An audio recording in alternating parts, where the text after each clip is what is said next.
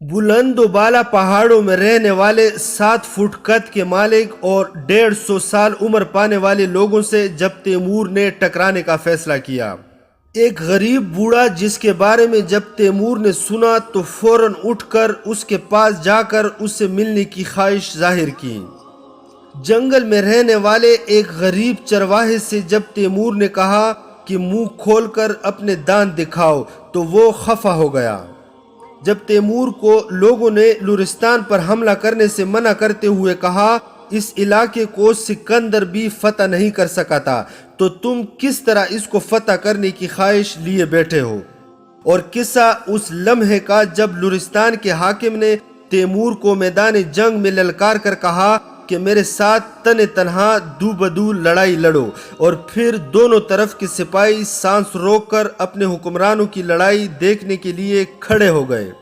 یہ تمام تر واقعات اس ویڈیو میں پیش کیے جا رہے ہیں۔ اگر آپ لوگ اس داستان کے سیاق و سباق تک صحیح معنوں میں پہنچنا چاہتے ہیں تو ویڈیو مکمل سماعت کیجیے گا۔ جب امیر تیمور نے بغداد کو فتح کیا اور واپس ہوا تو اسے اطلاع موصول ہوئی کہ لرستان کے حاکم اتابک افراسیاب بن یوسف شاہ نے تیمور کے سپاہیوں کا راستہ روک کر خراج طلب کیا ہے، اور چونکہ انہوں نے خراج ادا کرنے سے انکار کر دیا اس لیے اس نے ان سب کو، جن کی تعداد 150 کے قریب تھی، قتل کر دیا۔ یہ خبر ملتے ہی تیمور نے ہر عارف کو 1000 دینار دے کر رخصت کیا اور فارس کی حکومت اپنے لڑکے میران شاہ کو سونپتے ہوئے تائید کی کہ وہ کسی پرانے فوجی افسر کو معزول نہ کرے۔ تیمور نے اس سے سمجھایا کہ اگر وہ پرانے عہدیداروں کو ان کے عہدوں پر قائم رہنے دے گا تو وہ اس کے وفادار رہیں گے، لیکن اگر وہ انہیں معزول کر دے گا تو چونکہ وہ مقامی لوگوں میں سے ہیں اس لیے وہ اس کے لیے مشکلات کھڑی کر دیں گے۔ پھر تیمور نے اپنی فوج کو 3 حصوں میں تقسیم کیا، ایک حصوں کو فارس ہی میں اپنے بیٹے کے لیے چھوڑا اور باقی 2 حصوں پر مبنی فوج کے ساتھ لرستان روانہ ہو گیا۔ لرستان جاتے ہوئے تیمور نے راستے میں مقامی لوگوں سے لرستان کے بارے میں معلومات حاصل کی تو انہوں نے اسے لرستان جانے سے منع کیا اور کہا کہ اتابک افراسیاب بن یوسف شاہ جہاں رہتا ہے وہ علاقہ پہاڑ کے پیچھے ہے اور ایسے علاقے پر مشتمل ہے جہاں بڑی سے بڑی فوج بھی جانے سے کتراتی ہے، اور جہاں داخل ہونے والی فوج کا مقدر تباہی و بربادی ٹھہرتا ہے۔ اسے بتایا گیا کہ اس علاقے میں ایسی پہاڑیاں ہیں جن کی بلندی آسمان کو چھوتی ہے، اور اتنی گہری کائیاں ہیں کہ جن کی گہرائی کو اب تک کوئی درست اندازہ نہیں لگا سکا۔ اس طرف جانے کے لیے ان مقامات سے گزرنا پڑتا ہے۔ تیمور کو یہ بھی بتایا گیا کہ لرستان کے مرد 7 فٹ قد کے مالک ہیں۔ جب وہ پہاڑوں پر کھڑے ہو کر بلند آواز میں بات کرتے ہیں تو پہاڑوں سے بڑے بڑے پتھر لڑکنے لگتے ہیں۔ یہ مرد 150 برس سے زیادہ عمر پاتے ہیں اور ان کی عورتیں 80 برس کی عمر تک بچے جننے کے قابل ہوتی ہیں۔ لوگوں نے تیمور سے کہا، اے امیر المومنین، تم اپنے ان سپاہیوں کے خون سے چشم پوشی کر لو جو اتابک افراسیاب کے ہاتھوں مارے گئے ہیں۔ خود کو لرستان کی سرزمین میں داخل کر کے ہلاکت میں نہ ڈالو، بالخصوص پہاڑی کے پیچھے جانے والے راستے پر جانے کی غلطی ہرگز نہ کرنا۔ لرستان جانے سے منع کرنے والوں نے تیمور سے یہ بھی کہا، اگر اتابک افراسیاب اپنے مرکز حسین آباد میں ٹھہرا رہے اور وہاں سے نہ نکلے تو اس پر ہاتھ ڈالنا قطعی ناممکن ہوگا۔ اس کی وجہ یہ ہے کہ تمہارے سپاہی پہاڑوں، دروں اور دریاؤں کو عبور کر کے حسین آباد تک نہ پہنچ پائیں گے۔ اسی راستے میں کچھ مقامات پر گھنے جنگلوں کی وجہ سے اتنی تاریکی چھائی رہتی ہے کہ اگر ان سے گزرنا چاہو تو تمہیں راستے میں چراغ جلانے پڑ جائیں گے، ورنہ تم ہرگز وہاں سے نہ گزر سکو گے۔ لوگوں نے تیمور کو اور بھی اسی طرح کی باتیں بتائیں اور اسے ماضی کے کئی حملہ آوروں کی مثالیں دے کر روکنے کی ہر ممکن کوشش کی۔ انہوں نے اسے کہا، سکندر جیسا عظیم فاتح بھی لرستان میں داخل ہونے میں کامیاب نہ ہو سکا، تو پھر تم کس طرح لرستان جانے اور وہاں اتابک افراسیاب کو شکست دینے کی خواہش لیے بیٹھے ہو؟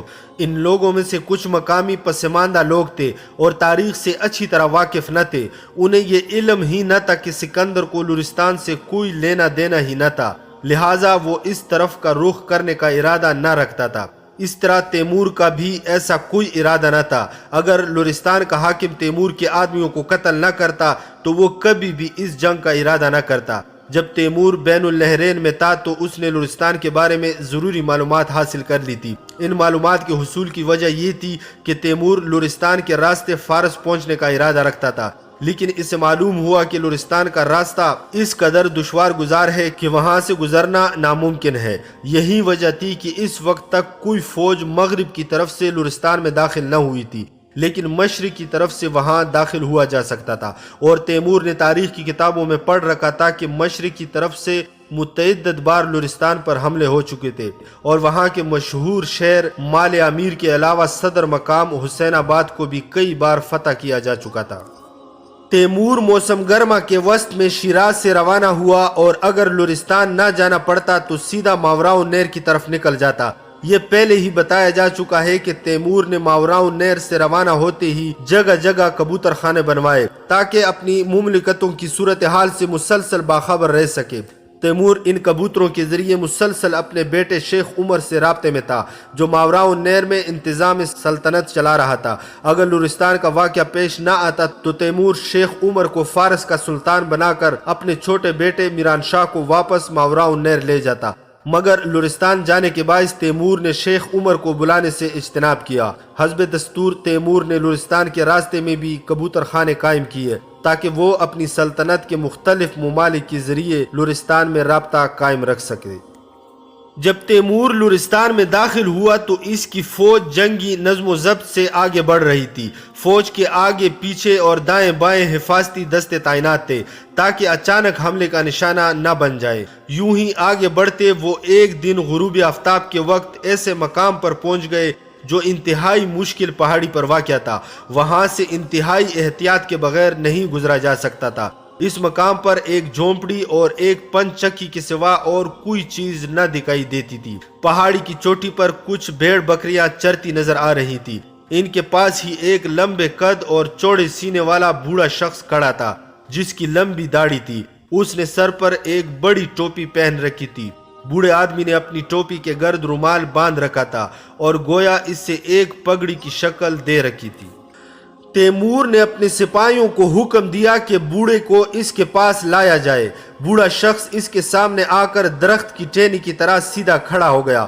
عام طور پر تیمور کے سامنے آنے والے لوگ خوف زدہ ہو جایا کرتے تھے، خاص طور پر اگر وہ جنگی لباس میں ہوتا، مگر بوڑھا ہرگز خوفزدہ نہ تھا، اور اس نے انتہائی اکھڑ لہجے میں، جسے تیمور بمشکل سمجھ پایا، دریافت کیا کہ اس سے کیا کام ہے۔ تیمور نے اس سے پوچھا، یہ بتا اس آبادی کا کیا نام ہے؟ بوڑھا کہنے لگا، اس جگہ کا نام آسیاب ایزا ہے۔ اس پر تیمور نے پوچھا، میں نے سن رکھا ہے کہ ایزا دراصل مال امیر نامی شہر کا دوسرا نام ہے۔ بوڑھے نے پہاڑی کی دوسری طرف اشارہ کرتے ہوئے کہا، وہ مال امیر اس طرف ہے، اور وہاں کے رہنے والے بھی اسے ایزا کا نام دیتے ہیں، مگر یہ جگہ آسیاب ایزا ہے۔ تیمور نے بوڑھے سے پوچھا، اے شخص تو کیا کام کرتا ہے؟ بوڑھے نے اسی لہجے میں جسے تیمور بمشکل سمجھ پا رہا تھا جواب دیتے ہوئے کہا، میں یہاں پن چکی چلاتا ہوں۔ تیمور نے پوچھا، کب سے پن چکی چلا رہے ہو؟ وہ بولا، تقریباً 50 برس سے یہ کام کر رہا ہوں۔ اس پر تیمور نے پوچھا، تمہاری عمر کیا ہوگی؟ وہ بولا، 120 سال۔ تیمور کو گمان گزرا کہ شاید اسے سننے میں غلطی لگی، اس لیے اس نے اپنا سوال دہرایا۔ اس پر بوڑھے نے دوبارہ جواب دیا کہ وہ زندگی کے 120 برس گزار چکا ہے۔ تیمور نے اشارے سے اس سے قریب آنے کو کہا۔ جب بوڑھا اس کے بالکل قریب آ گیا تو تیمور نے اس سے کہا کہ اپنا منہ کھول کر دکھاؤ تاکہ میں تمہارے دانت دیکھ سکوں۔ اس بات پر بوڑھا خفا ہو گیا اور کہنے لگا، کیا میں تمہیں کوئی گھوڑا دکھائی دیتا ہوں کہ تم میرے دانت دیکھنا چاہتے ہو؟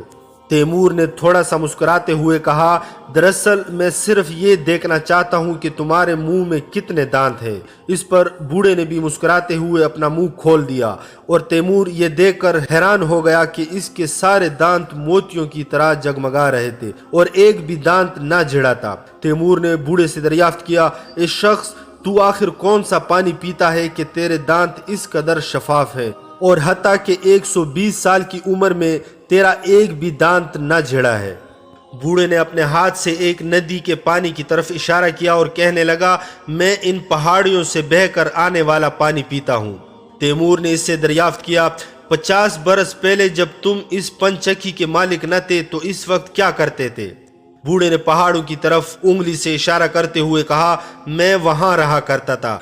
जब हमारे कबीले और बुरान दंद नामी कबीले के दरमियान जंग छिड़ी तो मैं पहाड़ पर बसेरा कायम न रख सका और वहां से कूच करके यहाँ चला आया और यहाँ पंचक्की का काम करने लगा। तैमूर ने पूछा, तुम्हारा ताल्लुक किस कबीले से है? वो बोला, मैं कबीला रावंत से हूँ। इस पर तैमूर ने बूढ़े से दरियाफ्त किया, क्या तुम अताबक अफरासियाब को जानते हो जो लुरिस्तान का हाकिम है? इस सवाल पर बूढ़े का चेहरा गुस्से और नफरत के आसार से भर गया और वो कहने लगा, हाँ, मैं इस अजनबी को पहचानता हूँ।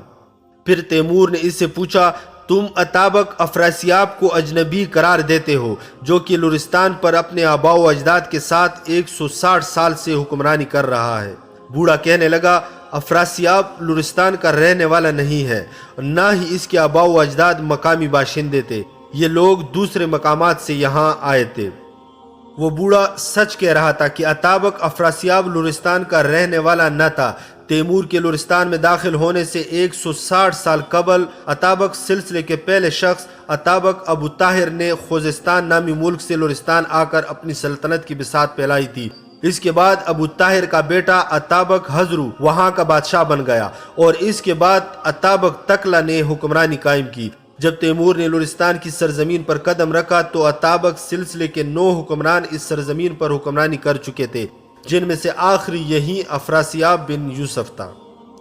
बूढ़े आदमी ने अपनी गुफ्तगू का सिलसिला जारी रखा और कहने लगा, 160 साल कबल जब अबू ताहिर लुरिस्तान आया तो मेरे बाप ने इसे देखा था और मेरे बाप के बकौल वो इस कदर कोताकत था कि इससे देखकर गुमान गुजरता था गोया वो कोई बच्चा है। अफसोस कि कुछ अरसा से मेरा बाप चलने फिरने के काबिल न रहा, वरना मैं इसे यहाँ लाता और वो तुम्हें बताता कि अबू ताहिर कैसे लुरिस्तान का हाकिम बना, फिर उसने यहाँ क्या कुछ किया।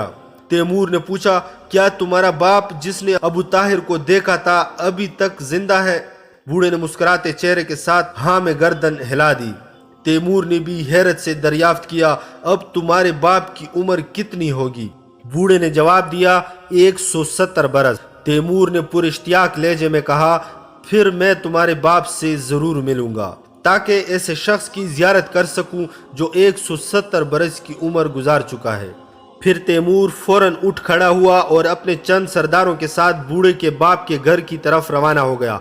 बूढ़ा आदमी उन्हें एक झोंपड़ी में ले गया जहां एक उम्र सीधा शख्स दीवार से टेक लगाए और टांगे फैलाए बैठा था। इस शख्स के सर पर टोपी न थी और तैमूर ने देखा कि इसके सारे बाल गिर चुके थे, ताहम इसकी लंबी सफेद दाढ़ी अब भी खासी घनी थी। बूढ़े ने अपने बाप से लुरिस्तानी जबान में तैमूर का तारुफ करवा दिया और उम्र सीधा शख्स बोलने लगा। जब उसने अपने पोपले मुंह से बातें शुरू की तो तैमूर समझ गया कि इसके मुंह में दांत नहीं है। तैमूर ने इसके बेटे के जरिए सवाल किया, क्या तुमने अबू ताहिर को देखा था जब वो लुरिस्तान में पहली बार दाखिल हुआ? उमर रसीदा शख्स कहने लगा, हाँ, मैंने इसे देखा था। फिर इसके बेटे हजराजब को, इसके पोते तकला को और इसकी अगली औलाद को भी जब मैं वहाँ पहाड़ पर रहता था। अलबत्ता जब से हम यहाँ आ बसे हैं तो मैंने उन्हें नहीं देखा और मुझे पता नहीं कि अब वो क्या कर रहे हैं। तैमूर ने पूछा, ए उम्र रसीदा शख्स, खुदा ने अब तक तुम्हें कितनी उम्र अता की है? 170 बरस, बूढ़े ने जवाब दिया। तैमूर ने मजीद कुरेदते हुए पूछा, जबकि तुम तालीम याफ्ता नहीं और तारीख व तक़वीम के बारे में भी नहीं जानते तो अपनी उम्र का हिसाब कैसे लगाते हो? उमर सीधा शख्स ने बूढ़ी के जरिए जवाब देते हुए कहा, हर साल जब पहाड़ों पर पहली बर्फबारी होती थी तो मैं अपने खंजर से बलूत के दरख्त पर एक निशान लगा देता था। जब मैं पहाड़ छोड़कर यहाँ आया तो वहाँ बलूत के दरख्त के तने पर 120 निशानात थे। यहाँ पहुँचकर मैंने एक और बलूत के दरख्त पर जो सामने वाली पहाड़ी पर वाक़या है 120 निशान लगा दिए थे ताकि अपनी उम्र का हिसाब किताब ना भूल जाऊं। इसके बाद मैं हर साल पहली बर्फबारी पर एक नया निशान लगा देता। अब जब मैं चलने फिरने के काबिल नहीं रहा तो मैंने ये काम अपने बेटे के सुपर्द कर दिया। हर साल पहली बर्फबारी पड़ते ही वो दरख्त के तने पर एक नया निशान लगा देता है और अगर तुम अब जाकर दरख्त का मुआयना करो तो तुम्हें दरख्त पर 170 निशान मिलेंगे। تیمور نے بوڑھے سے دریافت کیا، اے شخص تمہارا دین کیا ہے؟ اس نے جواب دیا، میرا مذہب خدا کا مذہب ہے۔ تیمور نے کہا، خدا کے کئی دین مانے جاتے ہیں، تم کس دین کے پیروکار ہو؟ بوڑھے نے حیرت سے دیکھتے ہوئے کہا، خدا کے کئی دین نہیں بلکہ ایک ہی دین ہے۔ تیمور نے اب اس 170 سالہ شخص سے پوچھا، اچھا یہ بتاؤ کہ تمہارے دل میں اب کوئی شوق باقی ہے؟ وہ بولا، نہیں، میری کوئی آرزو باقی نہیں۔ تیمور نے پوچھا، موت سے خوف آتا ہے؟ اس نے ہنس کر جواب دیا، اے جوان، موت بھی کوئی ڈرنے کی چیز ہے؟ تیمور نے کہا، اے بزرگ شخص، میں ایک مسافر ہوں اور میرا یہاں سے جانا ضروری ہے۔ اگر میں رک سکتا تو ضرور ٹھہر جاتا اور تم سے کہتا کہ اس طویل زندگی کے تجربات و مشاہدات میرے لیے بیان کرو کہ تم وہ خوش قسمت انسان ہو جس کی آنکھوں نے دنیا میں 170 برس دیکھے ہیں۔ عمر رسیدہ شخص کہنے لگا، اے مسافر، تو اپنا وقت ضائع نہ کر، میری آنکھوں نے سوائے پہاڑوں، گھاٹیوں، درختوں اور بھیڑ بکریوں کے کچھ نہیں دیکھا۔ جب تیمور نے بوڑھے کی یہ بات سنی تو دل میں کہا، شاید لمبی عمر پانے کا راز اسی میں ہے کہ انسان زیادہ تر چیزوں سے لا تعلق رہے۔ بہرحال 170 سالہ شخص سے رخصت ہو کر تیمور نے اس کے 120 سالہ بیٹے سے پوچھا، تمہارا نام کیا ہے؟ وہ کہنے لگا، میرا نام گیورا دوند ہے۔ تیمور نے کہا، میں حسین آباد جانا چاہتا ہوں، کیا تم رہنما کے طور پر ہمارے ساتھ چلو گے؟ گیو بولا، اگر اس راستے سے جانا چاہو تو تمہیں اپنے گھوڑے چھوڑنا ہوں گے اور پیدل آگے بڑھنا ہوگا، تاہم ایک اور راستہ بھی ہے جو قدر طویل ہے۔ اس راستے میں ایک رکاوٹ ہے اور وہ ہے راستے میں آنے والا دریا، جسے دریائے سمیرا کہتے ہیں۔ البتہ میں دریا کی کم گہرائی والے حصے سے واقف ہوں، تم اپنے سپاہیوں کو گھوڑوں سمیت وہاں سے گزار سکتے ہو۔ تیمور نے گیو سے دریافت کیا، اگر یہ راستہ اختیار کیا جائے تو حسین آباد پہنچنے میں کتنا وقت لگ جائے گا؟ گیو بولا، ایک تجربہ کار گھوڑ سوار 10 دن میں حسین آباد پہنچ سکتا ہے، لیکن چونکہ تمہارے ساتھ ایک بڑی فوج ہے اس لیے تمہیں وہاں پہنچنے میں 15 دن لگ جائیں گے۔ تیمور نے اس سے پوچھا، تم جس راستے کی بات کر رہے ہو وہ کہاں سے گزرتا ہے؟ گیو نے ہاتھ سے جنوب مغرب کی طرف اشارہ کرتے ہوئے کہا، حسین آباد وہاں واقع ہے، اگر تم پیدل سفر کرو تو 3 دن میں وہاں پہنچ جاؤ گے، لیکن گھوڑے بھی ساتھ لے جانا چاہو تو تمہیں دوسرے راستے سے جانا ہوگا۔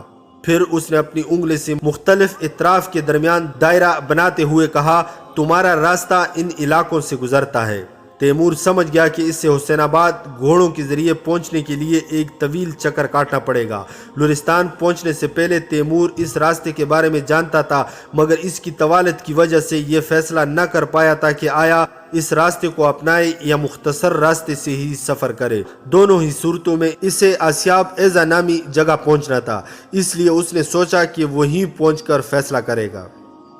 کچھ دیر بعد تیمور کے بھیجے ہوئے ہراول دستے کے سپاہی واپس آئے اور بتایا کہ راستہ اتنا تنگ اور خطرناک ہے کہ وہاں سے گھوڑے پر سوار ہو کر نہیں گزرا جا سکتا، کیونکہ راستے کی چوڑائی چند ہاتھ سے زیادہ نہیں بلکہ بعض جگہوں پر اس سے بھی کم ہو جاتی ہے کہ پیدل گزرنا بھی مشکل لگتا ہے۔ وہاں کے پتھر بھی ایسے شفاف ہیں کہ گھوڑوں کے پھسلنے کا واضح امکان ہے۔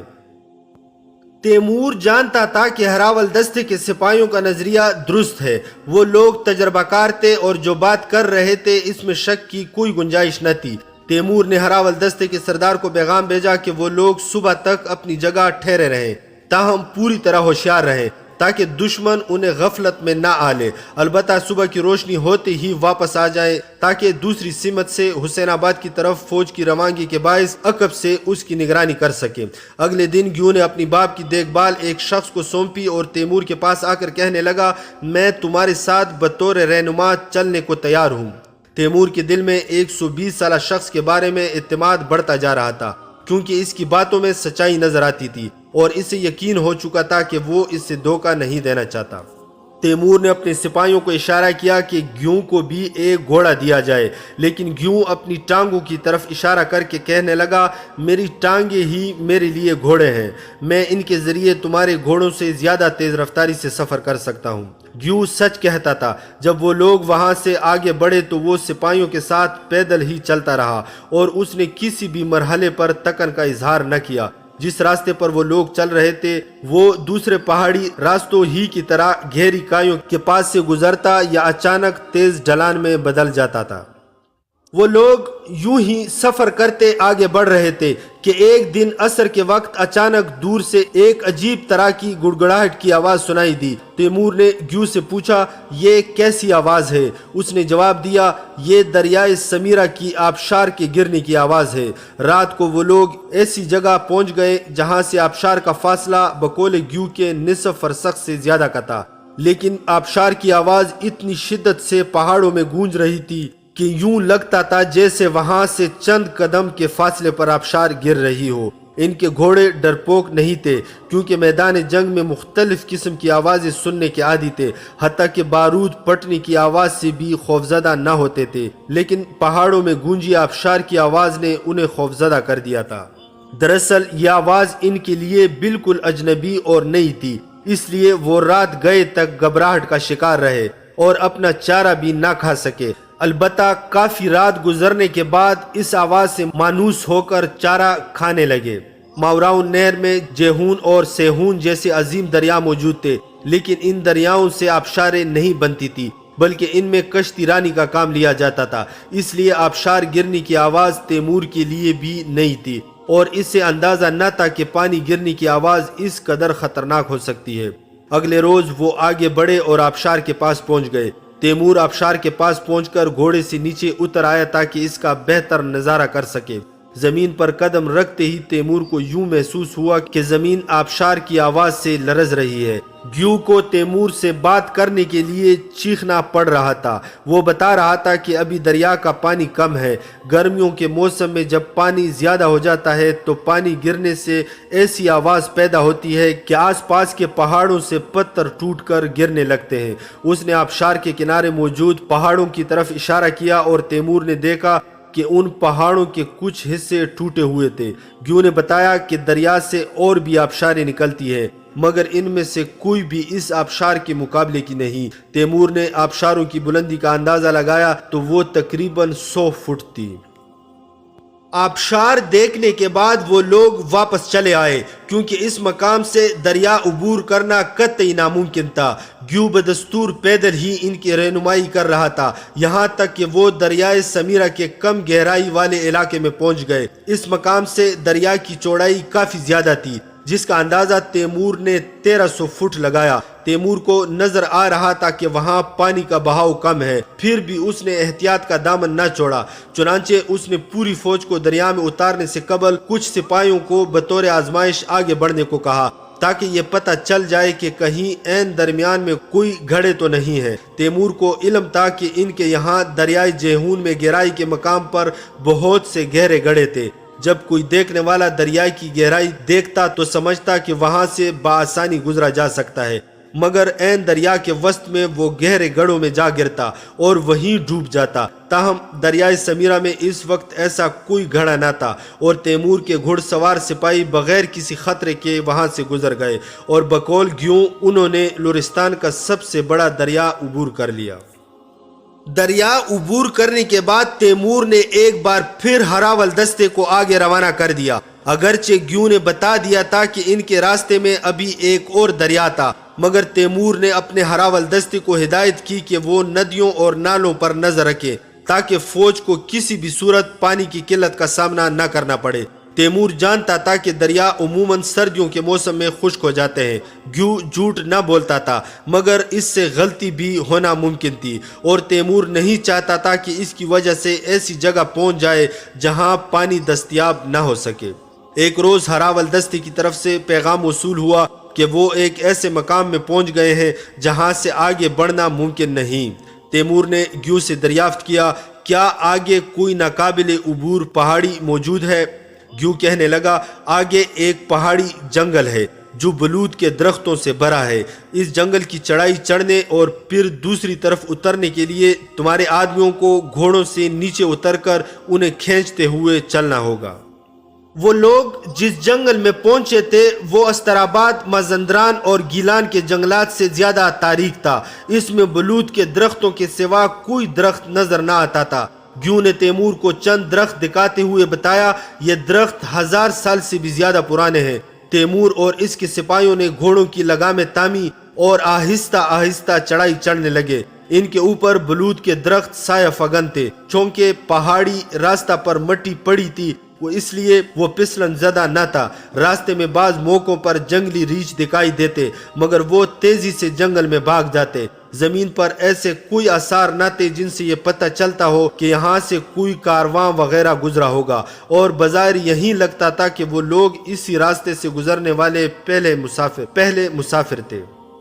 گیو نے تیمور کو بتایا کہ جنگل سے گزرے بغیر ان لوگوں کا حسین آباد پہنچنا ناممکن تھا۔ اس نے یہ بھی بتایا کہ جنگل سے آگے پہاڑی سے نیچے اترنا اس پر چڑھنے سے زیادہ مشکل کام ہے۔ وہ لوگ دوپہر کے وقت پہاڑی کے عین اوپر پہنچ گئے اور اس کے بعد اترائی کا سفر شروع ہو گیا۔ جنگل سے ڈھکے پہاڑ کی ڈھلان اس قدر تیز تھی کہ تیمور نے اندازہ لگایا کہ اگر انہوں نے گھوڑوں کو رسی باندھ کر مضبوطی سے نہ پکڑا تو وہ نیچے گر جائیں گے۔ چنانچہ اس نے فوری طور پر تمام گھوڑوں کی کاٹیاں رسیوں سے مضبوط باندھنے کا حکم دے دیا۔ سپاہیوں کو درختوں کے تنے تام کر آہستہ آہستہ گھوڑوں کو نیچے اترنے میں مدد دینا پڑی۔ پہاڑی کے نیچے ایک ندی جا رہی تھی، وہ لوگ پہاڑ سے اترتے ہوئے اسے دیکھ سکتے تھے۔ اوپر بلندی پر پانی میسر نہ تھا اور گھوڑوں کو پیاس کی شدت تڑپانے لگی، مگر وہ لوگ نیچے پہنچنے تک انہیں پانی پلانے سے قاصر تھے۔ جب سورج غروب ہوا تو تیمور کی فوج کے نصف گھڑ سوار اب بھی پہاڑی کے اوپر موجود تھے، مگر خوش قسمتی سے پورا چاند روشن تھا، جس کی روشنی میں اس درختوں کے ڈھکے پہاڑ کی چوٹی سے نیچے اترنا ناممکن ہو گیا تھا۔ باوجود اس کے کہ ان لوگوں نے بے حد احتیاط سے کام لیا، پھر بھی تقریباً 50 گھوڑے پہاڑ سے نیچے جا گرے اور یا تو مارے گئے یا پسلیاں ٹوٹنے سے بیکار ہو گئے۔ اس کے علاوہ 100 کے قریب سپاہی زخمی ہو گئے، تاہم ان میں سے کوئی بھی مارا نہیں گیا۔ جب تیمور پہاڑی سے نیچے اترا تو آسمان پر موجود ستاروں سے ظاہر تھا کہ نصف رات گزر گئی تھی۔ اگرچہ تیمور بری طرح تک چکا تھا مگر اس نے سونا گوارا نہ کیا اور فوجی چاونی کے قیام اور نظم و ضبط قائم کرنے کی نگرانی کرتا رہا۔ جب صبح صادق طلوع ہوئی تو نماز پڑھنے اور گیو سے کچھ دیر گفتگو کے بعد تیمور آرام کی غرض سے اپنے خیمے میں چلا گیا۔ گیو نے بتایا اس مقام سے حسین آباد تک 1 دن سے زیادہ کا فاصلہ باقی نہیں، مگر اس کے لیے انہیں کچھ اس طرح سفر کرنا چاہیے کہ وہ اگلی صبح حسین آباد پہنچ جائیں۔ اس بات کا یقین کرنے کے بعد کہ ان کی خیمہ گاہ مکمل طور پر محفوظ ہے، تیمور سونے کے لیے چلا گیا۔ ابھی اس سے سوئے ہوئے 1 گھنٹہ بھی نہ گزرا تھا کہ بغل کی آواز نے اس سے جگا دیا۔ اپنے معمول کے مطابق تیمور جنگی لباس میں ہی سویا ہوا تھا۔ اٹھنے کے بعد وہ خیمے سے باہر نکلا اور دریافت کیا کہ کیا ہوا ہے۔ سپاہیوں نے بتایا کہ ہراول دستی کی جانب سے یہ اطلاع موصول ہوئی ہے کہ ایک پیدل سپاہیوں پر مشتمل فوج ان کی طرف بڑھ رہی ہے اور لگتا ہے کہ وہ حسین آباد سے آ رہے ہیں۔ تیمور نے گیو سے پوچھا تمہارے خیال میں یہ کس کی فوج ہو سکتی ہے؟ گیو کہنے لگا اطابق افراسیاب کے سوا یہاں کسی کے پاس فوج نام کی کوئی چیز نہیں ہے۔ تیمور نے پوچھا اطابق افراسیاب کو یہ کیسے معلوم ہو گیا کہ میں اس کی طرف آ رہا ہوں؟ گیو نے جواب دیتے ہوئے کہا آسیاب ایزا میں ہر کسی نے تمہاری فوج دیکھی تھی اور انہیں محسوس ہو گیا ہوگا کہ تم حسین آباد جانے کا ارادہ رکھتے ہو، اور جب تم نے اپنی سمت تبدیل کی تو انہوں نے یہ جان لیا کہ تم کسی اور سمت سے حسین آباد جانا چاہتے ہو۔ چونکہ آسیاب ایزا اور حسین آباد کے درمیان کسی فوج کے لیے تیسرا کوئی راستہ موجود نہیں، لہٰذا اطابق افراسیاب تمہارے ارادوں سے باخبر ہو گیا اور اس نے تمہاری فوج کا راستہ روک لیا ہے۔ تیمور نے پوچھا کیا تمہیں اندازہ ہے کہ اس کی فوج میں سپاہیوں کی کتنی تعداد ہے؟ گیو بولا میں ایک عرصہ سے اطابق لوگوں سے رابطے میں نہیں اور نہ ہی مجھے ان کے بارے میں درست معلومات میسر ہیں، تاہم اتنا ضرور جانتا ہوں کہ اگر وہ چاہے تو قبیلہ بران دند کے تمام باشندوں کو اپنی فوج میں شامل کر سکتا ہے، مگر وہ سب پیدل ہیں اور ان کے پاس گھوڑے نہیں ہیں۔ گیو کا کہنا بالکل درست تھا۔ پہاڑوں کے پیچھے تیمور کی آمد کی خبر اطابق افراسیاب تک آسیاب ایزا کے لوگوں کے ذریعے ہی پہنچی تھی۔ چونکہ وہ مقامی حالات اور محل وقوع سے بخوبی واقف تھا، اس لیے اس نے جان لیا کہ تیمور کس سمت سے حسین آباد پہنچے گا۔ مگر لورستان کے حاکم نے ایک بڑی غلطی کی تھی، کیونکہ وہ اپنے محفوظ پہاڑی علاقے سے نکل کر ہموار مقام پر تیمور کے مقابلے میں آ گیا تھا، وہ بھی پیادہ کے ساتھ۔ جس جگہ تیمور نے اپنی چھاونی قائم کی تھی وہ دامن کوہ میں پانی کے نزدیک ایک وسیع اور ہموار جگہ تھی۔ تیمور اس ہموار خطہ میں جس سمت میں چاہتا اپنے سپاہیوں کو پھیلا سکتا تھا۔ اگر اتابک افراسیاب خود چل کر تیمور کے مقابلے پر نہ آتا تو تیمور اس پہاڑی علاقے میں گھڑ سواروں کو صحیح طور پر استعمال نہ کر سکتا تھا۔ در حقیقت لورستان کا حاکم بقول فردوسی کے اپنے پیروں پر چل کر اپنی مقتلگاہ تک پہنچ گیا تھا۔ ابھی اتابک افراسیاب کے لشکر کے آثار نمایاں نہ ہوئے تھے کہ انہوں نے خیمے اکھاڑ کر چھاونی ختم کر دی اور تیمور کی فوج نظم و ضبط اور خاص ترتیب کے ساتھ لڑائی کے لیے تیار ہو گئی۔ پھر جلد ہی ہراول دستہ بھی ان سے آ ملا۔ تیمور نے اپنی فوج کو 4 حصوں میں تقسیم کیا۔ 3 حصے فوج کے میمنہ، میسرہ اور کلب سپاہ پر مشتمل تھے، جبکہ چوتھا حصہ حسب معمول فاضل فوج کے طور پر الگ تھا۔ کچھ ہی دیر کے بعد اتابک کی فوج دور سے آتی دکھائی دی۔ اس کے سپاہی پہاڑی کی تنگ گھاٹی سے نکل کر ان کی جانب بڑھ رہے تھے۔ تیمور کو اتابک کے سپاہیوں کے ہاتھ میں ہتھیار نظر نہ آ رہے تھے۔ معلوم ہوا کہ ان کے ہتھیار چھوٹے دستوں والے اسلحے پر مشتمل تھے، مگر ان کی تعداد بہت ہی زیادہ تھی۔ تیمور نے اندازہ لگایا کہ ان کی تعداد 80,000 کے قریب تھی۔ وہ لوگ ان کی طرف بغیر کسی جنگی نظم و ضبط سے بڑھ رہے تھے۔ اتابک کے تمام سپاہی دراز قد تھے اور ان سب کی لمبی داڑیاں تھیں۔ ان کے آگے بڑھنے کے انداز سے لگ رہا تھا کہ جیسے وہ ہرگز خوفزدہ نہیں۔ تیمور کی فوج کے پاس پہنچ کر انہوں نے اچانک بھاری پتھر برسانے شروع کر دیا۔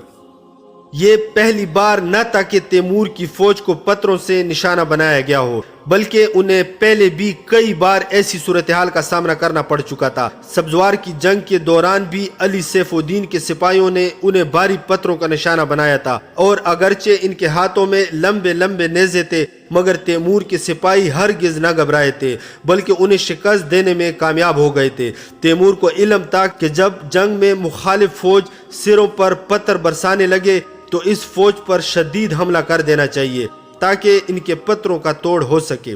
اس وقت بھی تیمور نے ان پر عام حملے کا حکم جاری کرتے ہوئے اپنے رہنما 120 سالہ گیو سے کہا کہ وہ فوج کے عقبی حصے میں چلا جائے، کیونکہ یہاں اس کی جان خطرے میں تھی۔ گیو نے تیمور کا کہا مانا اور پیچھے کڑی فاضل فوج میں چلا گیا۔ تیمور نے خود بھی لمبا کلہاڑا اپنے بائیں ہاتھ میں تاما اور دائیں ہاتھ سے گھوڑے کی لگام پکڑتے ہوئے دشمن کی سمت ایڑ لگا دی۔ تیمور کے سپاہی جانتے تھے کہ جب ایسے دشمن کی طرف آگے بڑھ رہے ہوں جو انہیں پتھروں سے نشانہ بنا رہا ہو تو انہیں گھوڑے کی پشت پر آگے کی طرف جھک جانا چاہیے تاکہ پتھروں کا نشانہ بننے کا امکان کم سے کم ہو جائے۔ یہ پوچھا جا سکتا ہے کہ جب دشمن ان پر پتھر برسا رہا تھا تو تیمور کے سپاہی بھی کیوں نہ ان پر پتھر برسانے لگے؟ ہاں بالکل وہ ایسا کر سکتے تھے یا ان پر تیروں کی بوچھاڑ کر سکتے تھے، لیکن تیمور جانتا تھا کہ یہ کام لڑائی کے اصل نتائج کے لحاظ سے بالکل بے فائدہ تھا۔ اگر تیمور کی فوج اور اتابک کے سپاہی ایک دوسرے کو پتھروں سے نشانہ بناتے رہتے تو شاید مسلسل کئی روز ایسا کرتے رہنے پر بھی وہ جنگ کا نتیجہ نکالنے میں کامیاب نہ ہو پاتے، مگر تیمور کی فوج کا شدید حملہ اتابک کی فوج کا شیرازہ بکیر کر اسے مکمل شکست پر مجبور کر سکتا تھا۔ تیمور کے تمام گھڑ سوار بشمول خود اس کے انتہائی تیز رفتاری سے دشمن کی طرف بڑھ رہے تھے اور سب کے سب گھوڑوں کی پشت پر جھکے ہوئے تھے اور کبھی کبھی سر اٹھا کر دیکھ لیتے کہ وہ درست سمت میں جا رہے ہیں۔ تیمور خود پہلی صف میں گھوڑے کو دوڑا رہا تھا اور ایک بار پھر اپنے سپاہیوں کو یہ پیغام دے رہا تھا کہ وہ دوران جنگ اپنی جان کو عام سپاہی کی جان سے زیادہ قیمتی نہیں سمجھتا، اور یہی سچ بھی تھا۔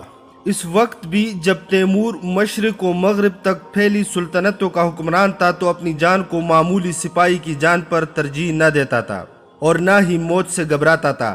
شاید اس لیے موت اس کے پاس نہ پٹکتی تھی، اور اس کا ماننا تھا کہ جو لوگ موت کے خوف میں مبتلا رہتے ہیں وہ جلد مارے جاتے ہیں اور شکست ان کا مقدر ہوتی ہے۔ یہی بات تیمور روم کے بادشاہ ایلدرم بایزید سے کہی تھی کہ اگر تو موت سے نہ ڈرتا تو شکست کی ذلت نہ اٹھاتا۔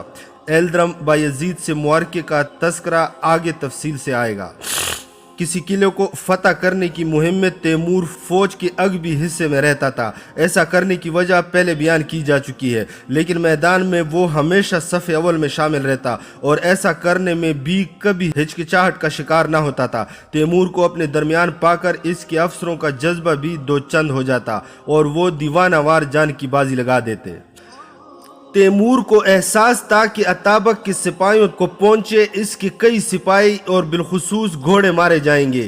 کسی بھی حملے سے پہلے اس نقصان کے لیے تیار رہنا ضروری ہوتا ہے، کیونکہ اس کے بغیر دشمن کی فوج پر ہاتھ ڈالنا ممکن نہیں ہو سکتا۔ جب وہ لوگ دشمن کے سر پر پہنچے تو تیمور کی فوج کے افسر اور سپاہی فلک شگاف نعرے لگانے لگے۔ ان لوگوں نے دشمن پر تلوار اور کلہاڑیوں سے بھرپور حملہ کر دیا۔ تیمور نے کبھی اپنے سپاہیوں کو نعرہ لگانے کی ہدایت نہ کی تھی، مگر وہ انہیں یہ بھی نہ کہتا تھا کہ نعرے نہ لگایا کریں، کیونکہ بعض اوقات وہ خود بھی نعرے لگانے لگتا تھا، تو پھر اپنے سپاہیوں کو اس سے کیسے روک سکتا تھا؟ اس کے علاوہ ایک سپاہی کو یہ آزادی ہونی چاہیے کہ وہ جیسے چاہے لڑے۔ اگر اسے روک کر پابند کر دیا جائے اور ہدایت کی جائے کہ نعرے نہ لگاؤ یا گھوڑے کو تیز نہ دوڑاؤ، تو اس طرح اس کی جنگی صلاحیت کم ہو کر رہ جاتی ہے۔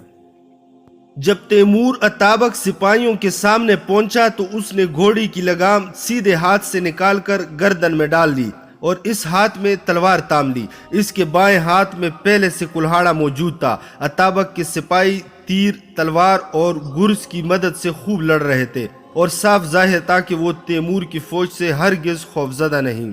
ان سپاہیوں سے نبرد آزما ہوتے ہی تیمور سمجھ گیا کہ اگر اتابک افراسیاب اپنے سپاہیوں کے ہاتھوں میں نیزے تما دیتا تو انہیں پیچھے ہٹنے پر مجبور کر سکتا تھا، کیونکہ نیزوں کی مدد سے وہ گھوڑوں کو ناکارہ بنا سکتے تھے اور انہیں زمین پر اترنے پر مجبور کر سکتے تھے۔ تب تیمور کے سپاہیوں کو ان سے تن بتن لڑنا پڑتا، جو قد کاٹ میں ان سے بلند اور بظاہر کہیں زیادہ طاقتور تھے۔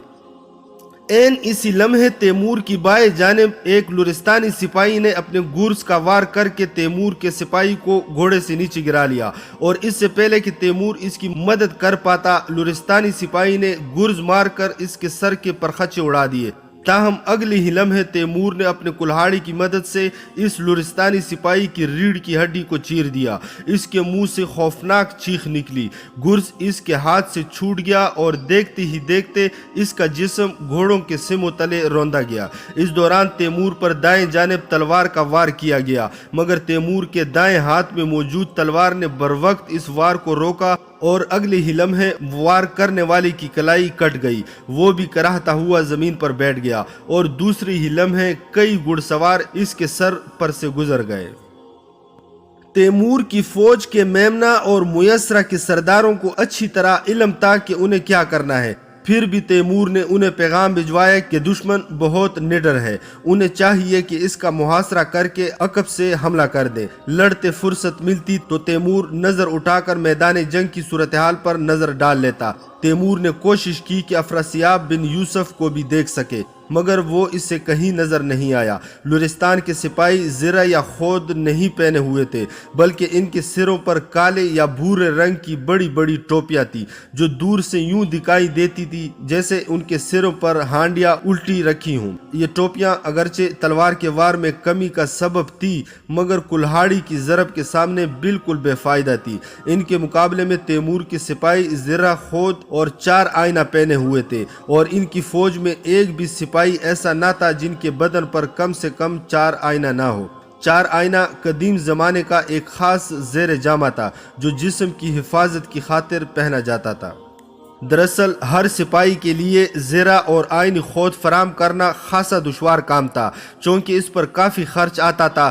دنیا کے اکثر سپاہی ان لوازمات کے بغیر میدان جنگ میں اترتے تھے، کیونکہ ان کے حکمران ان کے لیے جنگی لباس فراہم نہ کر پاتے تھے یا ایسا کرنے سے کتراتے تھے اور اپنا پیسہ دوسرے کاموں میں لگانے کو ترجیح دیتے تھے۔ جوانی میں تیمور بھی ایسا ہی سوچتا تھا، اور جن سپاہیوں کے پاس جنگی لباس نہ تھا وہ ان کی اس کمی کو پورا کرنے کرنے کی کوشش نہ کرتا کیونکہ اس کام پر خاصا خرچ آتا تھا۔ اس زمانے میں تیمور کی مالی حالت بھی اتنی اچھی نہ تھی، اس لیے وہ اس طرف دھیان نہ دیتا تھا، لیکن جیسے جیسے اس کی عمارت میں اضافہ ہوتا گیا تو جنگوں کے تجربات نے بھی اس پر واضح کر دیا کہ ایک سپاہی کو جنگی لباس میں میدان جنگ میں اترنا چاہیے۔ اس کے علاوہ جو بادشاہ اپنی فوج کو مضبوط اور ناقابل تسخیر بنانا چاہتا ہو تو اسے چاہیے کہ دیگر اخراجات کی طرح اپنے سپاہیوں کے لیے جنگی لباس بھی فراہم کرے۔ جب تیمور پر جنگی لباس کی اہمیت واضح ہو گئی تو اس نے اپنے ملک کے مختلف شہروں مثلا اصفہان،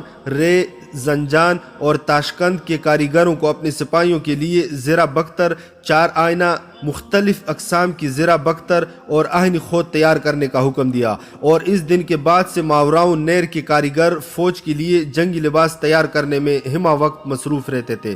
اس کے بعد جب تیمور اپنی فوج کے ساتھ میدان جنگ میں قدم رکھتا تو اس کے تمام افسر اور سپاہی لباس پہنے ہوئے ہوتے، چنانچہ تلوار، تیر اور تبران پر کم ہی اثر کرتے۔ لرستان کے اتابک کے خلاف جنگ میں بھی اگرچہ تیمور کے کچھ سپاہی چار آئینہ کے سوا کوئی دوسرا جنگی لباس نہ پہنے ہوئے تھے، پھر بھی یہ صاف ظاہر تھا کہ وہ اپنے مد مقابل سپاہیوں پر برتری رکھتے ہیں۔ جیسے ہی کوئی لڑ سپاہی زخمی ہوتا تو وہ اسی وقت زمین پر ڈھیر ہو جاتا اور زخم و کتاب نہ لا کر لڑائی سے ہاتھ کھینچ لیتا، جبکہ تیمور کے سپاہی اس وقت تک بے جگری سے لڑتے رہتے جب تک کہ انہیں بہت گہرا زخم یا انتہائی زوردار چوٹ نہ لگتی۔ لرستان کے حاکم نے اضافی فوج کا بھی کوئی انتظام نہ کر رکھا تھا، جس سے صاف ظاہر تھا کہ وہ جنگی فنون اور حکمت عملی سے قطعی نابلد ہے، اور محض اپنے سپاہیوں کے ڈیل ڈول اور جسمانی قوت کے بھروسے میدان جنگ میں کود پڑا ہے۔ ایک اور اہم بات یہ تھی کہ اتابک افراسیاب، جسے تیمور نے اب تک نہ دیکھا تھا، پسپائی اور پیچھے ہٹنے کی حکمت سے بھی ناواقف تھا۔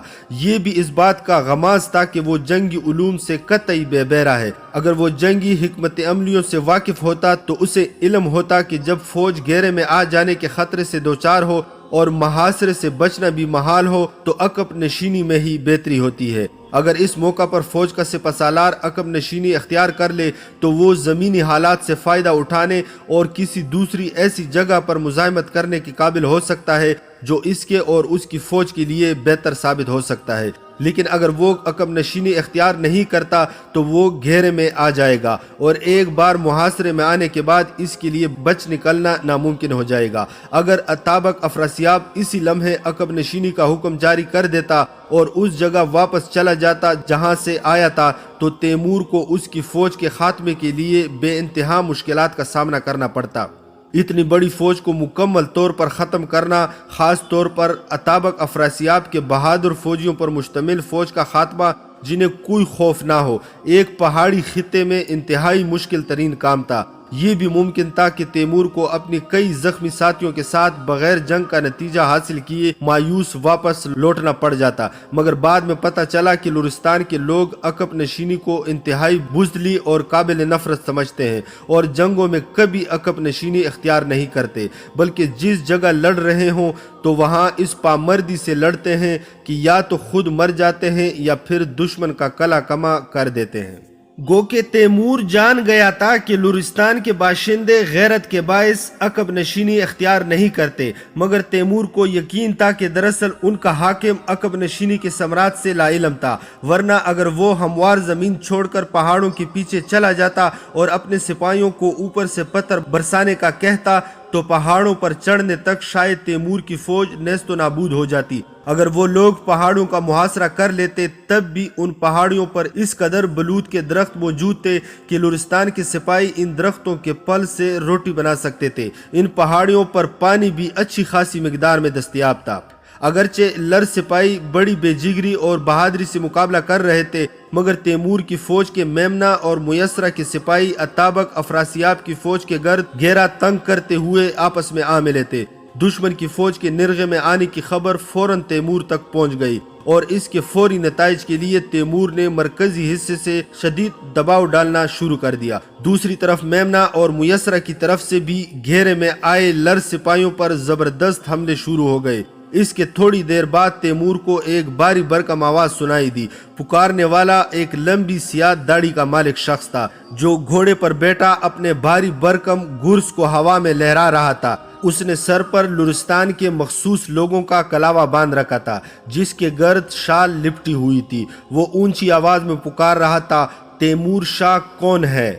تیمور نے بھی بلند آواز میں جواب دیا، تجھے تیمور سے کیا کام ہے؟ اس آدمی نے کہا، میں اس سے لڑنا چاہتا ہوں۔ تیمور نے اس سے پوچھا، تو کون ہے؟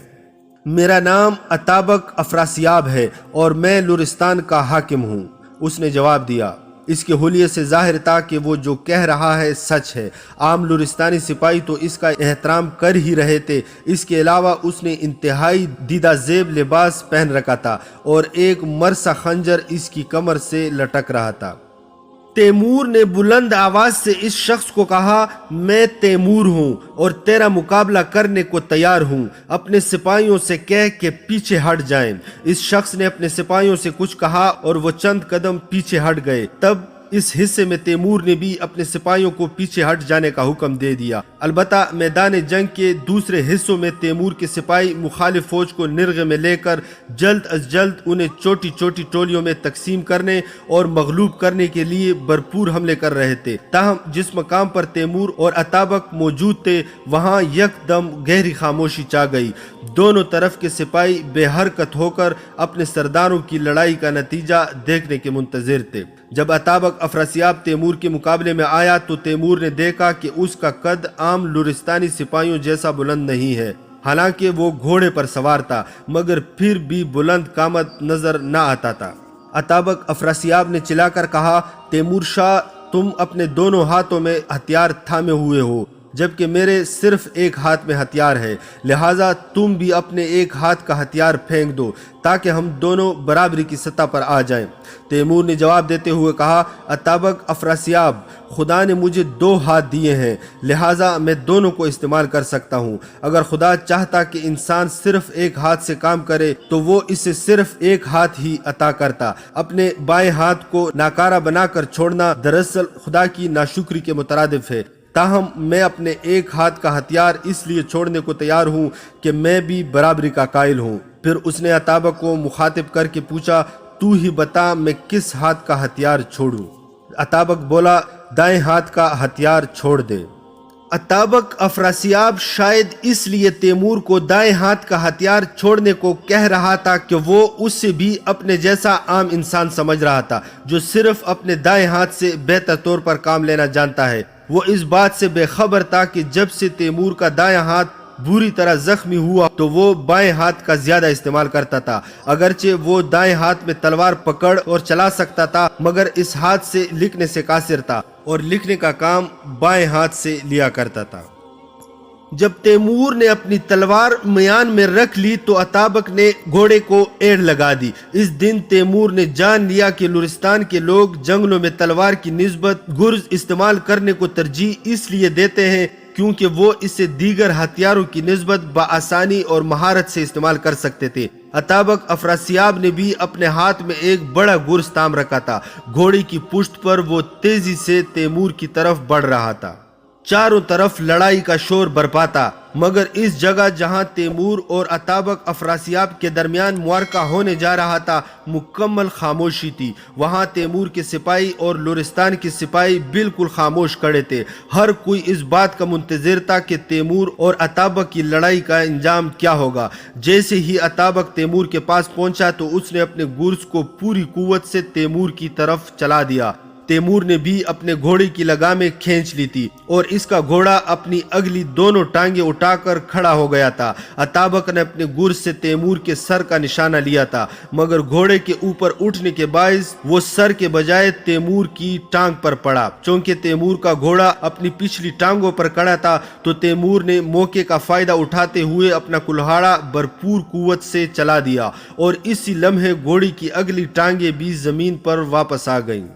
یہ پہلے بھی ذکر آ چکا ہے کہ جب گھوڑا ٹانگوں پر کھڑا ہو تو اس وقت تلوار یا کلہاڑا چلانے کا بہترین موقع ہوتا ہے کیونکہ گھوڑا جب اپنی ٹانگیں واپس زمین کی طرف لاتا ہے تو تو اس کی حرکت سے پیدا ہونے والی قوت سپاہی کی طاقت سے مل کر ایسا بھرپور وار کرتی ہے کہ اس کا نشانہ بننے والا کبھی نہیں اٹھ پاتا۔ تیمور کا کلہاڑا بھی جب ایسے ہی وار کی قوت سے نیچے آیا تو اطابق کی ران پر پڑا اور یہ ضرب اتنی شدید تھی کہ اس نے ہڈی تک کاٹ ڈالی، اور تیمور نے دیکھا کہ اطابق بن یوسف شاہ درد کی شدت سے گھوڑی کی پیٹھ پر دورا ہو گیا اور گرز اس کے ہاتھ سے چھوٹ کر گر گیا۔ چونکہ تیمور جانتا تھا اس صورتحال کو دیکھ کر لرستان کے سپاہی ہلا بول دیں گے، اس لیے اس نے جلدی سے اپنی تلوار نیام سے نکال لی اور اپنے گھڑ سواروں کو بھی حملے کا اشارہ کر دیا۔ پھر تیمور کی فوج اور لرستان کے سپاہیوں کے درمیان اطابق افراسیاب کی بظاہر بے جان لاش کے حصول کے لیے ایک خوفناک جنگ چھڑ گئی۔ لرستان کے سپاہی اطابق افراسیاب کو میدان جنگ سے دور لے جانا چاہتے تھے، مگر تیمور کے سپاہی اسے اپنے قبضے میں کرنا چاہتے تھے۔ بالآخر تیمور کے سپاہی اسے قیدی بنانے میں کامیاب ہو گئے۔ تیمور کو یقین تھا کہ اس کے کلہاڑے کے وار نے اطابق کی ہڈی کاٹ ڈالی ہے، لہٰذا اس نے اپنے سپاہیوں سے کہا کہ اسے میدان جنگ کے پیچھے لے جائیں اور اس کی مرہم پٹی کا بندوبست کریں۔ پھر تیمور نے حکم دیا کہ وہ میدان جنگ کے ہر حصے میں لرستانی سپاہیوں کو اس بات سے آگاہ کر دیں کہ تیمور یہاں صرف اطابق افراسیاب کو سزا دینے آیا ہے، جس نے اس کے 150 سپاہیوں کو قتل کر دیا تھا۔ اسے لرستان کے لوگوں سے کوئی دشمنی نہیں، اور اب جب کہ اطابق افراسیاب تیمور کی قید میں ہے تو وہ لرستانی سپاہیوں سے لڑنے کا ارادہ نہیں رکھتا۔ وہ اپنے ہتھیار پھینک دے اور تسلیم ہو جائیں، انہیں کوئی نقصان نہیں پہنچایا جائے گا۔ لیکن اگر انہوں نے ہتھیار نہ پھینکے اور یوں ہی لڑتے رہے تو پھر سب کے سب فنا ہو جائیں گے۔ اس واضح اعلان کے باوجود لرستان کے نڈر سپاہی بے خوف ہو کر لڑ رہے تھے اور تیمور کے سپاہیوں کے اعلانات پر ہرگز توجہ نہ دے رہے تھے۔ تیمور نے سوچا کہ شاید ان لوگوں کو اعلان کرنے والوں کی باتیں سمجھ نہیں آ رہی، لہٰذا اس نے حکم دیا کہ 120 سالہ گیو کو جنگ کے پچھلے حصے سے بلایا جائے تاکہ وہ لرستان کے سپاہیوں کو سمجھا سکے کہ تیمور کو ان سے کوئی دشمنی نہیں اور وہ اب ان سے لڑنا نہیں چاہتا، اور یہ کہ اطابق گرفتار ہو چکا ہے۔ تیمور نے اس 120 سالہ شخص کو ایک گھوڑے پر سوار کر دیا تاکہ لرستان کے لوگ اسے بآسانی دیکھ سکے۔ بوڑھے گیو نے لرستان کے لوگوں تک پیغام پہنچانا شروع کیا اور انہیں تیمور کے ارادوں سے باخبر کرنے لگا، مگر تیمور نے دیکھا کہ لرستان کے لوگ ہرگز لڑائی سے ہاتھ کھینچنا نہیں چاہتے، بلکہ الٹا انہوں نے کہلا بھیجا کہ تیمور کو ان کا مغوی سردار واپس کرنا ہوگا۔ اب تیمور نے گیو سے کہا کہ لرستان کے سپاہیوں کو بتا دو کہ وہ صرف اطابق افراسیاب کو درس عبرت دینے کے لیے یہاں آیا تھا، کیونکہ اس نے تیمور کے سپاہیوں کو بلا وجہ مار ڈالا، حالانکہ انہیں اس سے کوئی سروکار نہ تھا۔ وہ تم سے لڑنے کے لیے نہیں آیا، مگر چونکہ وہ اطابق کے ساتھی تھے اور اس کے لیے لڑ رہے تھے، اس لیے ان کے اور تیمور کے سپاہیوں کے درمیان جنگ چھڑ گئی۔ اور اب جب کہ اطابق افراسیاب تیمور کی قید میں ہے تو وہ اسے ہرگز واپس نہ دے گا اور تم بھی اسے اب چھین نہیں سکتے۔ بالفرض تم کسی طرح اس کی طرف بڑھنے لگو تو بھی تیمور اسے زندہ تمہارے حوالے نہ کرے گا، بلکہ اسے مار ڈالے گا اور تم صرف اس کی لاش ہی حاصل کر سکو گے۔ چنانچہ تمہارے لیے بہتر یہی ہے کہ ہتھیار پھینک دو اور یہاں سے چلے جاؤ۔ تمہیں قیدی بنایا جائے گا اور نہ ہی خسارہ طلب کیا جائے گا، لیکن اگر تم لوگ یوں ہی مزاحمت کرتے رہے تو چونکہ تمہاری وجہ سے تیمور کے سپاہیوں کا خون بہے گا تو پھر تم پر فتح پانے کے بعد تیمور تم سے جنگی قیدیوں والا ہی سلوک کرے گا، یعنی تمہارے قیدیوں کو فدیہ لیے بغیر نہ چھوڑے گا، اور جو فدیہ ادا نہ کرے گا تو اسے جلاد کے حوالے کر دیا جائے گا یا غلام بنا کر بیچ دیا جائے گا۔ بوڑھے گیو نے تیمور کی باتیں لری زبان میں دہرا دی اور تیمور نے دیکھا کہ اب لرستان کے سپاہی ایک دوسرے سے مشورہ کرنے لگے۔ یہ ظاہر ہو گیا تھا کہ تیمور کی تجویز انہیں معقول لگی تھی، مگر اپنے آس پاس کے لوگوں سے مشورہ کرنے کے بعد ایک بغیر داڑھی والا شخص آگے بڑھا۔ اس نے تیمور سے اپنی زبان میں کچھ کہا جسے وہ سمجھ نہ سکا۔ گیو نے بتایا کہ وہ آدمی کہہ رہا ہے وہ اپنے 9 دیگر ساتھیوں سمیت تمہاری قید میں آنے کو تیار ہے اور تمہیں اختیار ہے کہ چاہو تو ان 10 آدمیوں کو موت کے گھاٹ اتار دو، مگر اطابق افراسیاب کو رہا کر دو۔ دوسرے الفاظ میں یہ 10 لوگ اپنی جان کے بدلے اطابق افراسیاب کی رہائی کا سودا کرنا چاہتے ہیں۔ تیمور نے گیو کی زبانی کہلوایا کہ اگر وہ لوگ 10 کے بجائے 10,000 آدمی بھی پیش کریں تو بھی وہ اطابق افراسیاب کو رہا نہ کرے گا۔ وہ فی الحال بری طرح زخمی ہے، اگر زخموں کی شدت سے مر گیا تو اس کا جنازہ تمہیں مل جائے گا، پھر تم جہاں چاہو اسے دفنا سکتے ہو، لیکن جب تک وہ زندہ ہے تو اسے رہا نہ کیا جائے گا، بلکہ اسے اسی جگہ لے جایا جائے گا جہاں اس نے تیمور کے 150 سپاہیوں کو قتل کیا تھا، اور وہیں اس کا سر تن سے جدا کر دیا جائے گا اور وہیں اسے دفن ہونا ہوگا، تاکہ تیمور کے مرنے والے سپاہیوں کی روحوں کو سکون مل سکے اور وہ جان لے کہ ان کے امیر نے ان کے قتل کا بدلہ لے لیا ہے۔ پھر تیمور نے گیو سے کہا وہ یہ سب باتیں لورستانی لوگوں کو بخوبی بتا دیں تاکہ یہ فیصلہ کیا جا سکے کہ وہ ہتھیار پھینکیں گے یا پھر ان سب کو پکڑنا یا قتل کرنا پڑے گا۔ لورستان کے سپاہی اب بھی تردد کا شکار تھے، مگر چونکہ تیمور کے سپاہی چاروں طرف سے تیزی سے حملے کرتے آگے بڑھ رہے تھے، لہٰذا جلد ہی انہیں یقین ہو گیا کہ وہ بری طرح محاصرے میں پھنس چکے ہیں اور ان کے لیے فرار کی کوئی راہ نہیں بچی۔ پھر انہیں یہ بھی پتہ لگ گیا تھا کہ ان کی ثابت قدمی سے اطابق افراسیاب کی رہائی ممکن نہ ہو سکے گی، چنانچہ انہوں نے اپنے ہتھیار پھینک دیے اور تسلیم ہو گئے۔ تیمور نے اپنے سپاہیوں کو ہدایت کی کہ انہیں راستہ دے دیا جائے تاکہ وہ اپنے گھروں کو لوٹ جائیں۔ لورستان کے سپاہی میدان چھوڑ کر اپنے گھروں کو لوٹ گئے اور یوں جنگ کا مکمل خاتمہ ہو گیا۔ چونکہ سردیوں کا موسم تھا لہٰذا جلد ہی دن کا خاتمہ ہو گیا اور رات کا اندھیرا پھیلنے لگا۔ اگرچہ جنگ ختم ہو چکی تھی مگر پھر بھی حفظ متقدم کے طور پر تیمور نے ایک حفاظتی دستے کو ارد گرد کے راستوں کی نگرانی کے لیے تعینات کر دیا تاکہ شب خون کی صورت میں کوئی انہیں غافل گیر نہ کر سکے، کیونکہ اس بات کا بہرحال امکان تھا کہ ہتھیار پھینک کر جانے والے لورستانی سپاہی ایک بار پھر ہتھیار لے کر مقابلے کے لیے نکل آئیں۔ سورج غروب ہونے کے بعد پہاڑوں کی طرف سے سرد ہوا چلنے لگی۔ اگرچہ تیمور کی بائیں ٹانگ اطابق افراسیاب کا گرز لگنے سے زخمی تھی اور وہ تکلیف میں تھا، مگر اس کے باوجود ٹھنڈی ہوا کا مزہ لینے اپنے خیمے سے باہر نکل آیا۔ کچھ دیر بعد چاند کی روشنی پھیل گئی اور میدان جنگ جو ہزاروں انسانوں اور گھوڑوں کی لاشوں سے بھرا پڑا تھا روشن ہو گیا۔ چاند کی چاندنی میں میدان جنگ یوں دکھائی دے رہا تھا گویا وہ لامتناہی ہو، اور وہاں بکھری لاشیں بھی اپنے اصل تعداد سے کہیں زیادہ لگ رہی تھی۔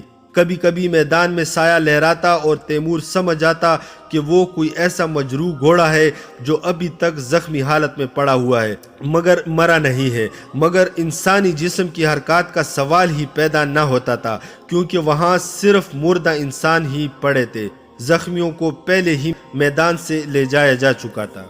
تیمور کی فوج نے اپنے مردہ سپاہیوں کو اگلے روز دفن کرنا تھا۔ لورستان کے باشندے بھی ان کے بعد آ کر اپنے ساتھیوں کی لاشوں کو اٹھا کر لے جاتے اور میدان جنگ انسانی جنازوں سے خالی ہو جاتا، مگر گھوڑوں کے لاشیں ویسے ہی پڑے رہتے۔ اگر 10 سال بعد کوئی شخص اس مقام سے گزرتا تو گھوڑوں کی سفید ہڈیاں دیکھ کر فوراً سمجھ جاتا کہ کبھی یہاں خوفناک جنگ ہوئی تھی۔ چاند کی چاندنی میں میدان جنگ میں بکھری ہزاروں انسانی لاشوں کو دیکھتے ہوئے تیمور کو اپنی قوت اور برتری کا احساس ہوا، کیونکہ اس روز میدان جنگ میں جن لوگوں کی لاشیں بکھری ہوئی تھی وہ اس لیے اپنی جانوں سے ہاتھ دھو بیٹھے تھے کہ انہوں نے تیمور کے مقابلے پر آنے کی جسارت کی تھی، اگر وہ ایسا نہ کرتے تو زندہ ہوتے۔ جب تیمور میدان جنگ کے منظر میں کھویا ہوا تھا تو اچانک ہوا کے دوش پر ایک آواز اس کے کانوں میں پڑی جو ایسی تھی جیسے کوئی بھیڑ بکریوں کا ریوڑ مل کر چلا رہا ہو۔ تیمور نے گیو کو طلب کیا اور اسے دریافت کیا۔ موسم اب بھی اتنا سرد نہیں ہوا کہ بھیڑیے راتوں کو نکل کر یوں چیخنے لگے۔ کیا یہ واقعی بھیڑوں کی چیخنے کی آواز ہے؟ گیو کہنے لگا، میرے امیر، یہ آواز دراصل لر سپاہیوں کی ہے جو آؤ زاری کر رہے ہیں۔ تیمور نے دریافت کیا، وہ کس کا ماتم کر رہے ہیں؟ گیو کہنے لگا، وہ لوگ پہاڑ کے نیچے جمع ہو کر ماتم کر رہے ہیں۔ دراصل انہیں اپنے گھروں کو جانے کی ہمت نہیں ہو رہی۔ کیونکہ ان سے پوچھا جائے گا کہ ان کے ہوتے ہوئے اتابک افراسیاب کہاں گیا، اگر وہ مارا گیا تو اس کا جنازہ کیوں نہیں لائے، اس لیے وہ لوگ اپنی بے چارگی کا ماتم کر رہے ہیں۔ تیمور نے کہا، لرستان کے سپاہی انتہائی بے خوفی سے لڑے اور ایسی جیدار انسانوں کی طرف سے گریہ زاری کرنا انتہائی عجیب بات لگتی ہے۔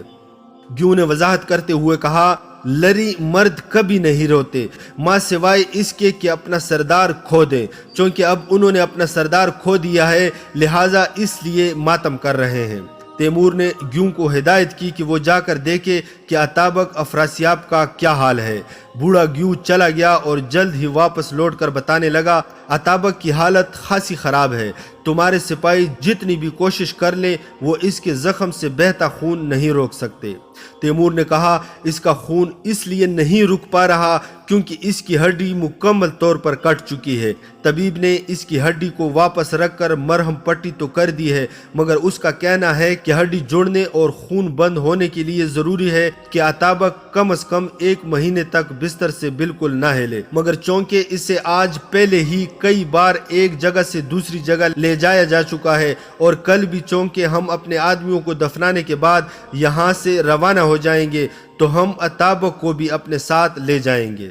گیو کہنے لگا، اس طرح تو وہ یقینی طور پر مر جائے گا۔ تیمور نے کہا، وہ خود اپنی موت کا ذمہ دار ہے کیونکہ اس نے میرے سپاہیوں کو قتل کیا تھا اور آج وہ میرے ساتھ دو بدو لڑنا چاہتا تھا اور میرے کلہاڑے کے وار نے اس لڑائی میں جو اس کی مرضی سے ہوئی تھی اس کی ٹانگ کی ہڈی کاٹ ڈالی تھی۔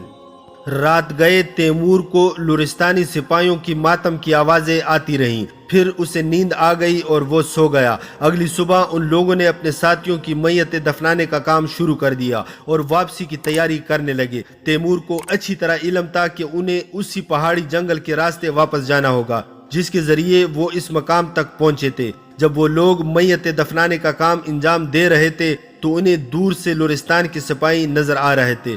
وہ سب اب بھی پہاڑ کے نیچے میدان کی دوسری طرف جمع تھے اور واپس اپنے گھروں کو نہیں گئے تھے۔ دن کا کچھ حصہ ہی گزرا تھا کہ تیمور کو معلوم ہوا اتابک نزع کی حالت میں ہے۔ تیمور خود اسے دیکھنے گیا تو اسے معلوم ہوا کہ واقعی یہ سپاہی ٹھیک کہہ رہے تھے۔ اتابک افراسیاب چند گھڑیوں کا مہمان دکھائی دیتا تھا۔ پھر جب سورج پہاڑوں کے پیچھے نیچے کی طرف سرکنے لگا تو لرستان کے حاکم اتابک افراسیاب بن یوسف شاہ کی آنکھیں ہمیشہ کے لیے بند ہو گئیں۔ تیمور نے حکم دیا کہ اب اس کی میت لرستان کے سپاہیوں کے حوالے کر دی جائے۔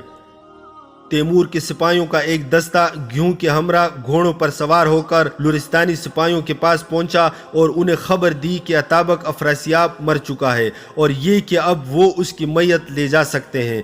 لرستانی سپاہی اس خبر کو سن کر اس قدر خوش ہوئے جیسے کہ انہیں کسی بہت بڑی فتح کی خوشخبری دی گئی ہو۔ اب انہوں نے اتابک افراسیاب کی میت کو لیا اور اپنے گھروں کی طرف روانہ ہو گئے۔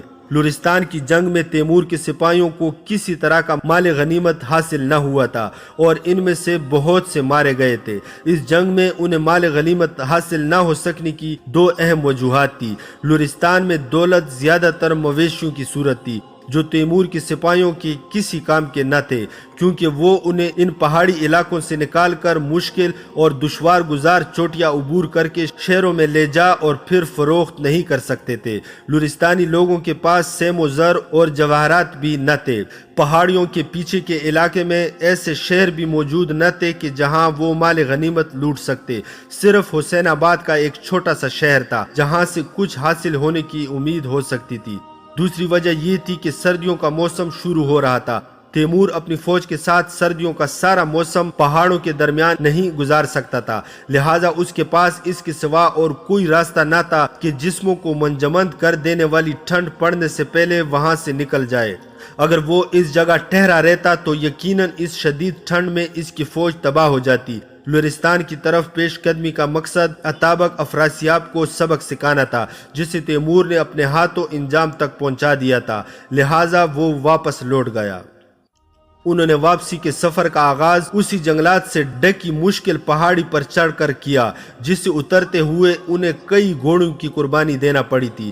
تیمور خود پہاڑی کے نیچے کچھ سپاہیوں کے ساتھ موجود رہا اور اس کی فوج آہستہ آہستہ پہاڑی پر چڑھ کر دوسری طرف اترنے لگی۔ इस बात का इम्कान था कि लुरिस्तानी सिपाही ये देखकर कि फौज का एक बड़ा हिस्सा पहाड़ के ऊपर पहुंच गया है उन पर हल्ला बोल देते। चुनांचे तैमूर ने फैसला किया कि वो आखिरी दस्ते के साथ ऊपर चढ़ेगा और किसी अचानक हमले को रोकने के लिए हिफाजती उमूर की निगरानी भी करेगा।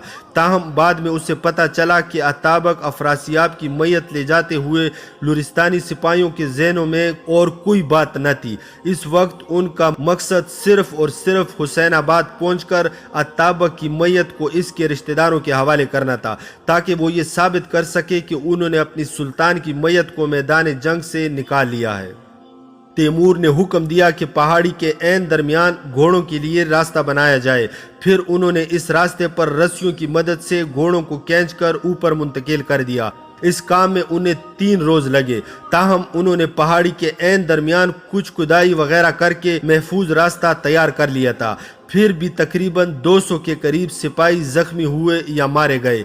कई घोड़े भी इन सब कोशिशों के बावजूद मारे गए। ताहम वो लोग बिल आखिर पहाड़ के ऊपर पहुंच गए और फिर उतराई के लिए रवाना हो गए। उतराई के दौरान मौसम सर्द होना शुरू हो गया और जब वो लोग दरियाए समीरा के किनारे पहुंचे तो बारिश होने लगी। 3 दिन और 3 रातों तक मुसलसल बारिश होती रही और इस दौरान वो आसियाब एजा पहुंच गए जहां ग्यू रहता था। यहां पहुंचकर बारिश थम गई। 3 दिन की मुसलसल बारिश में भीगने रहने के बायस तैमूर के मुतअद्दिद सिपाही बीमार पड़ गए। तैमूर ने हुक्म दिया कि दरख्तों के बड़े बड़े छत्तर काटकर झोंपड़ियां बनाई जाएं ताकि उसके सिपाही बिलखुसूस बीमार सिपाही उनमें सर्दी से महफूज रहकर आराम कर सके। फारस की तरफ रवाना होने से पहले तैमूर ने ग्यू से कहा, तुमने लुरिस्तान की तरफ लश्कर कशी में मेरी बेहद मदद की है। अगर तुम्हारी मदद हासिल न होती तो मैं अताबक अफरासियाब को शिकस्त देने में कामयाब नहीं हो सकता था। अब तू बता, तुझे क्या इनाम चाहिए? ग्यू बोला, ए अमीर, अब जबकि लुरिस्तान के सिपाही ये देख और जान चुके हैं कि मैंने तुम्हारी उनके खिलाफ रहनुमाई की और वो सब बरानवंद कबीले से हैं, इसलिए तुम्हारे जाते ही वो मुझे कत्ल कर देंगे। शायद वो मेरे बूढ़े बाप और बेटों को भी मार डालें। तैमूर ने कहा, अगर तुम यहाँ से फारिस मुंतकिल हो जाओ तो कोई तुम्हें गजन न पहुंचा सकेगा। ग्यू कहने लगा, अगर मैं फारस चला गया तो इस पंचक्की का क्या होगा जिसे बनाने के लिए मैंने बेहद जदोजहद की है। तैमूर ने जवाब दिया, इसे बेच दे। ग्यू बोला, यहाँ अच्छा खरीदार मिलना बेहद मुश्किल है। तैमूर ने कहा, पंचक्की को यहीं छोड़ दो और अपने बाप और बच्चों को लेकर मेरे साथ फारस चले चलो। मैं वहां तुम्हें एक वसी अराजी, पंचक्की और खेती बाड़ी के आलात भी दूंगा ताकि तुम पुरसकून जिंदगी बसर कर सको। चुनांचे ग्यू, इसका बाप और बच्चे आसियाब एजा छोड़कर फारस मुंतकिल हो गए। वहां तैमूर ने ग्यू, इसके बाप और बच्चों को एक वसी किता अराजी दे दिया। तैमूर ने ग्यू को 2000 सोने के सिक्के भी अता किए। फिर जब वो उससे रुखसत होने लगा तो ग्यू बोला, ए अमीर, मेरी तुझसे एक दरख्वास्त भी है। तैमूर ने इससे दरियाफ्त किया, बता तेरी और क्या दरख्वास्त है? ग्यू कहने लगा, ए अमीर, अगर इजाज़त हो तो मैं तेरे गाल पर बूसा देना चाहता हूँ। तैमूर ने अपना चेहरा आगे बढ़ाते हुए इजाज़त दे दी। ग्यू ने आगे बढ़कर तैमूर की पेशानी और रुखसार पर बूसे सब्त कर दिए। तैमूर ने देखा कि उसकी आंखों में आंसू तैर रहे हैं। तैमूर उससे जुदा होकर आगे बढ़ गया और फिर दोबारा कभी एक दूसरे से न मिल सके। लेकिन तैमूर उससे बाखबर रहा और एक अरसे बाद तक इसके जिंदा होने की इत्तलाआत उससे मिलती रहीं। अमीर तैमूर की दास्तानों पर मुश्तमिल वीडियोस की किस्त नंबर 14 की वीडियो, जिसमें अमीर तैमूर ने अफगानिस्तान के कुलजई कबीले से जंग लड़ी, हम पहले ही अपलोड कर चुके हैं, जिसको आप लोग हमारे चैनल पर मौजूद प्ले लिस्ट में मुलाहिजा कर सकते हैं। हमारी आने वाली वीडियो जो किस्त नंबर 15 पर मुश्तमिल होगी, मैं इंशाल्लाह हम तैमूर की जिंदगी के एक और अलमनाक वाक़ये का जिक्र करेंगे, जिसमें अमीर तैमूर के बेटे शेख उमर को कत्ल किए जाने की तफसील होगी। अगर आप लोग अमीर तैमूर या मजीद तारीखी और हकीकी वाक़यात पर मबनी वीडियोस देखना चाहते हैं तो इस वीडियो के नीचे दिए गए सुर्ख रंग के बटन सब्सक्राइब को दबाकर साथ में बेल के निशान को भी दबा दें, ताकि हमारी हर आने वाली नई वीडियो आपको बरवक्त और फौरी मिल सके। there. Subscribe to my channel. And also press this bell icon.